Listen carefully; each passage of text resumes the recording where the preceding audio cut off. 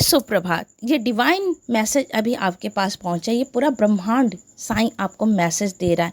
आपको बता रहे हैं कि आपके लाइफ में कैसे चेंज करना है, कैसे आगे बढ़ना है। तो इस संदेश को पूरा सुनिए ताकि आपको वो दिव्य एनर्जी प्राप्त हो, बाबा का संदेश आपको प्राप्त हो।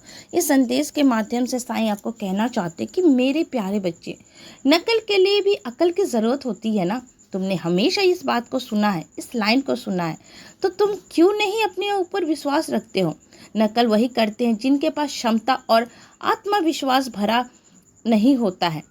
नकल चाहे किसी भी सावधानी से करो, कितनी भी सावधानी से करो, कभी ना कभी तो पकड़े ही जाते हो।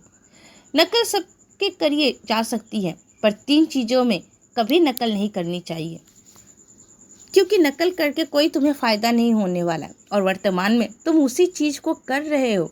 देखो अपने ऊपर, अपने आप को देखो कि तुम क्या कर रहे हो। मैं ये क्यों कह रहा हूँ, मेरी बातों को समझो, क्योंकि तुम उसी राह पर तो चल रहे हो। पर ये 3 चीज़ों में तुम कभी नकल नहीं कर सकते हो। कभी तुम दूसरे का देखा देखी नहीं कर सकते हो। और किससे करोगे, किससे छुपाओगे और किससे नकल करोगे, क्योंकि हर पल हर क्षण हमारी दृष्टि, मेरी दृष्टि तुम पर पड़ी हुई है। ये पूरा ब्रह्मांड तुम्हें देख रहा है, तुम्हारी पल पल की हमें खबर है।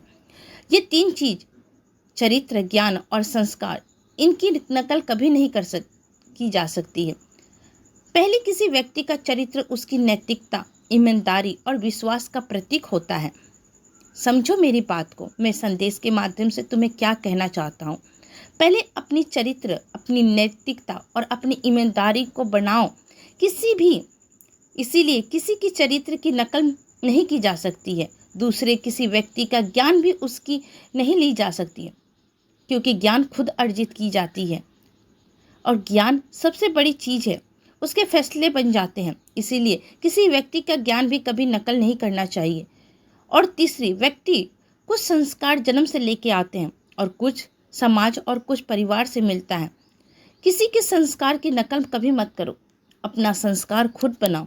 तुम्हें कैसा जीवन जीना है, कैसा चरित्र बनना है और कैसे ज्ञान के साथ रहना है। अगर अच्छी ज्ञान के साथ रहोगे तो जीवन में आगे बढ़ोगे, अच्छे चरित्र के साथ रहोगे तो तुम्हारा मान सम्मान बढ़ेगा।